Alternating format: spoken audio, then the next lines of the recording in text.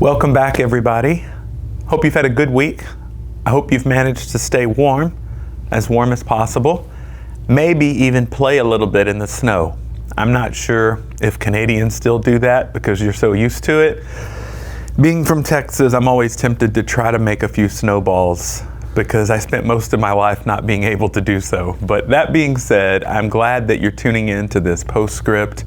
I hope you're enjoying these little segments that we're producing. You are always welcome to offer feedback either to me directly or post a comment in the YouTube comment section, and I can respond back to it and maybe even integrate your thoughts into my sermon. So you might become a part of a sermon, who knows?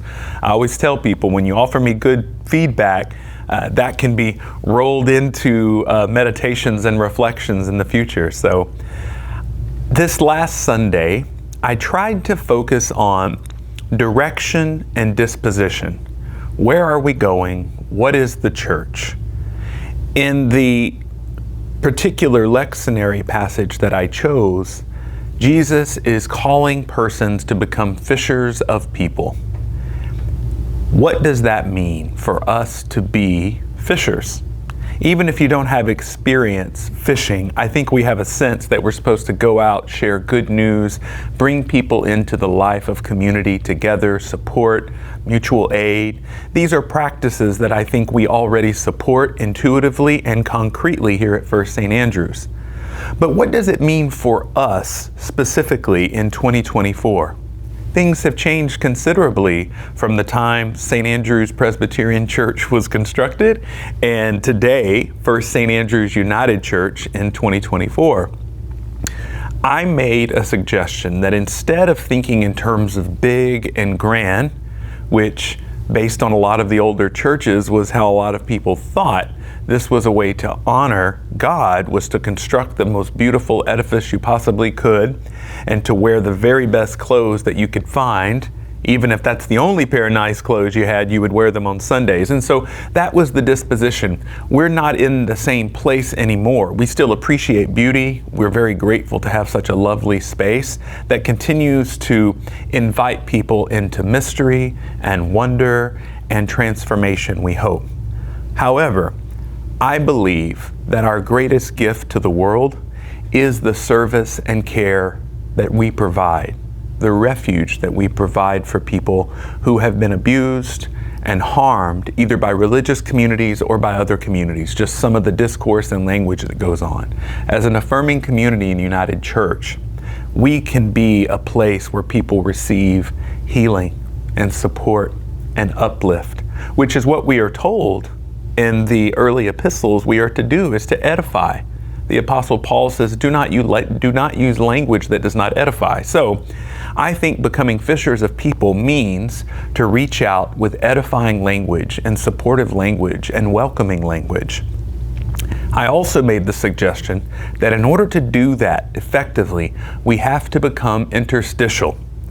I know that word probably initially strikes you as just some academic word that I went searching for, but it's used pretty regularly, or at least it has application in everyday usage. It's just the space between, right?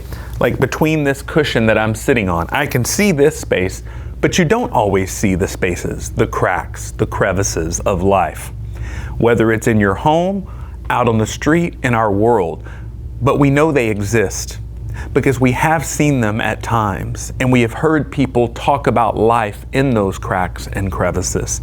So in order for us to truly be a healing place, a source of support and a refuge, we must enter into those interstitial places, those spaces between. Because if we're only speaking from a place of height and privilege, we won't understand, and our care and support will not be as effective as it would be if we were present with people where they are. That's difficult. It's not comfortable always, and it's not familiar to us.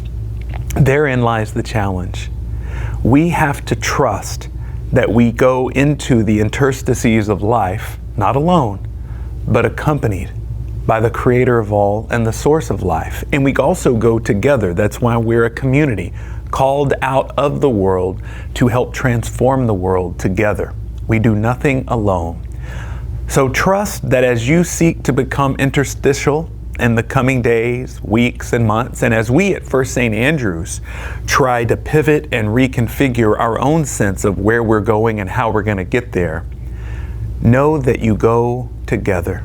Know that you are always accompanied and held by the source of all life, and that you will be carried and supported throughout all your endeavors.